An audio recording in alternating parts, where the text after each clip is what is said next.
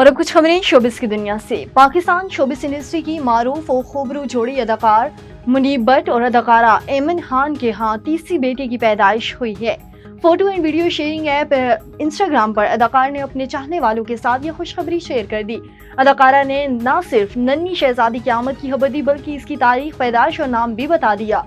मुनीब भट्ट ने Insta story share करते हुए बताया कि इनके यहाँ तीसरी बेटी की पैदाइश 26 अगस्त को हुई है, जिसका नाम उन्होंने नीमल मुनीब रखा है। इमरान अशरफ की कैनेडियन भारतीय पंजाबी फिल्म एन्ना नू रहना सहना नहीं आंदा ने रिलीज के पहले ही हफ्ते पाकिस्तान से 3 करोड़ रुपए से ज्यादा कमाई कर ली।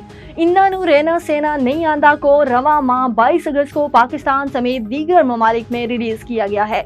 फिल्म ने जहां कैनेडा समेत दीगर ममालिक में अच्छी कमाई की, वहीं इसने पाकिस्तान में भी अंदाजों से कहीं ज्यादा कमाई करके नया संगे मेल उबूर कर लिया। और लाहौर की मकामी अदालत ने घरेलू मुलाजमत, तशद्दुद और जिनसी ज्यादती केस में अदाकारा समर राना को डिस्चार्ज करते हुए फौरी रिहा करने का हुक्म दे दिया। 14 साल घरेलू मुलाजमा पर तशद्दुद और जिनसी ज्यादती के मुकदमे में अहम पेशरफ्त उस वक्त सामने आई जब मकामी अदालत ने गिरफ्तार मुलजिमा अदाकारा समर राना को मुकदमे से डिस्चार्ज कर दिया। जुडिशल मजिस्ट्रेट ज़ैनब शहजाद चीमा ने समर राना को फौरी रिहा करने का हुक्म दे दिया।